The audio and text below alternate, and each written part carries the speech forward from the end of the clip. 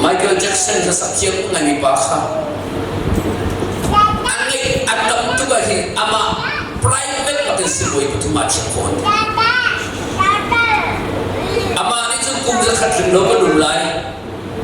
Chunun ruwa chun ti bakal si boy ama private si boy at siyang bakit bitang kanya hanay at siya ina. Rol chuang tu ama bakit chok siyang nakin ay sa khatrin lo at siya ko. Ama bakit chok siyang nakin aganin kaya tiyak tulit.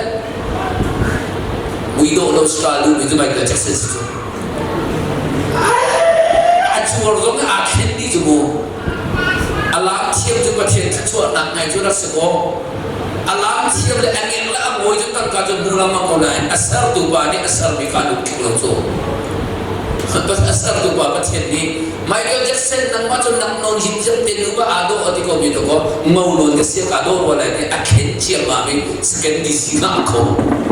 Saya kung lakat kanong lai kung lakat cumbak kanong lai at inunding bakat ay opendit of tehi simoy ni an check di dulawa ay ni baksa cepat jo kung sabun menapana zani balan ko di ko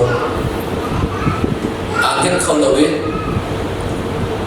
simoy ni zana ni ku sian chut namang zakat jo asemoy baka asekori kriplo kangin kolo nasina kachuni ka alati na kachun ati semoy bali jun abajo tu abot tu seko bot tu ti tu hausan go semoy nol khas no gos nol khasan go alati tu chuche ma go tha ji tu ba yo chu sedani gai kum sa khat ni ma chu